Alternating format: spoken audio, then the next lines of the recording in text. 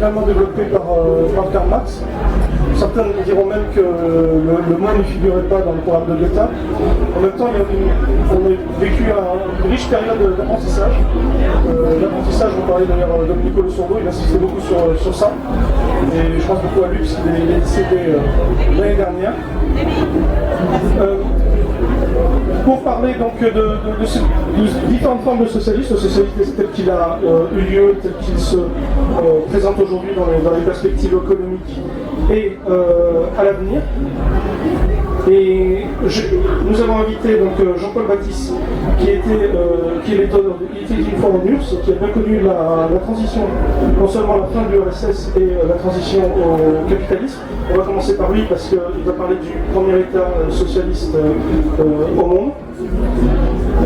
Alors, Daniel Bétrac était invité, elle ne peut pas venir pour des raisons de santé malheureusement. Elle a écrit ses mémoires, de très beaux mémoires, qui s'appellent Le temps retrouvé d'une communiste. C'est dommage qu'elle ne soit pas là parce qu'on aurait pu parler beaucoup de Cuba. Elle en parle énormément dans ses mémoires, elle a beaucoup participé aux luttes notamment des communistes français pour continuer à défendre Cuba au sein de l'humanité à la fin des années 90. Elle connaissait à la fois intimement, mais aussi politiquement, c'est une relation extrêmement politique. Elle connaissait Jorge Risquet, on pourrait dire qu'après Che Fidel, c'est la personne la plus importante, puisque c'est lui qui menait les guerres cubaines en Angola. On parle assez peu de l'action anti-impérialiste de Cuba à l'étranger, notamment de cette très belle lutte de Cuba pour aider les camarades africains dans la lutte contre l'apartheid en Angola et contre l'Afrique du Sud, soutenue par les puissances occidentales. Mais on évoquera ça, on évoquera évidemment Cuba, c'est une évidence. Je passerai la parole après à Bruno Drewski. Merci à Bruno Drewski d'être venu. Il est déjà intervenu au meeting international en qualité de traducteur. Je le remercie. Il est professeur de polonais de civilisation polonaise à l'INALCO, au Langzo. Et il a écrit une solidarité qui a coûté cher, l'histoire populaire de Solidarność. Et il va expliquer pourquoi, au nom du socialisme, on a essayé de détruire un État socialiste réel, les ambiguïtés que ça posait. Là, c'est vrai qu'on connaît un petit peu l'histoire des pays de l'Est.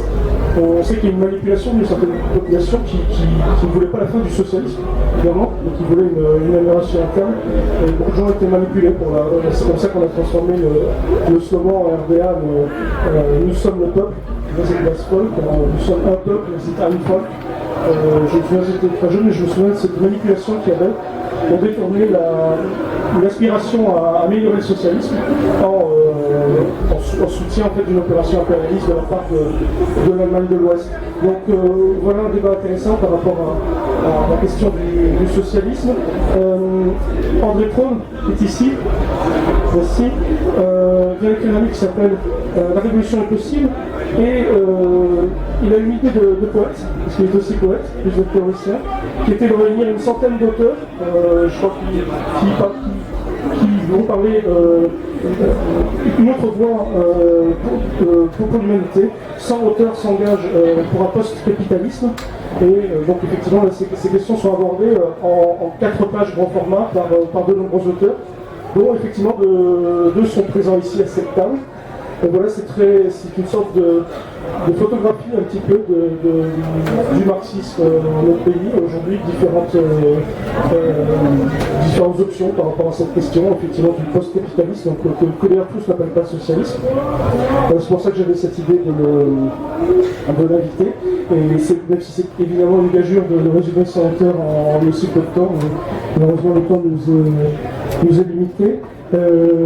Merci à Amina Poiriz de venir. Donc, son dernier ouvrage, c'est l'annuaire de l'opération en France de 1943 aux années 50. C'est un livre qui est très demandé. Je vois énormément de gens sur la fête qui cherchent à l'obtenir. C'est vrai que je veux dire, c'est un livre auquel elle tient particulièrement et qui résume particulièrement l'ensemble de ses recherches.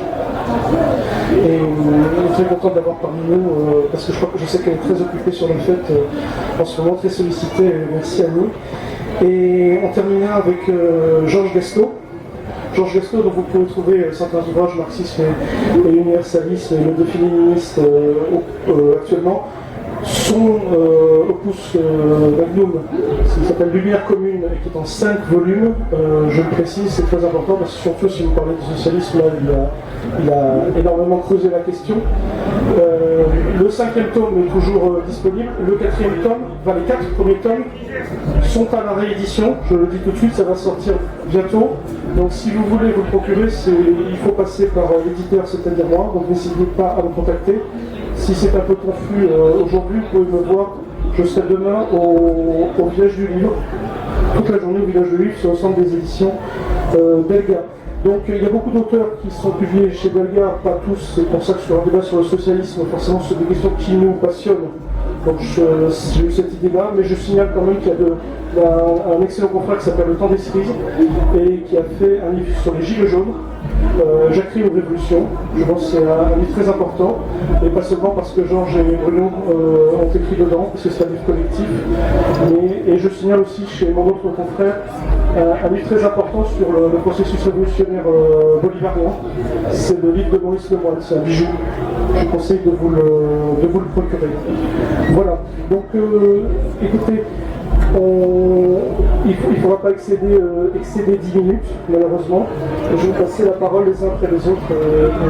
Merci pour tout.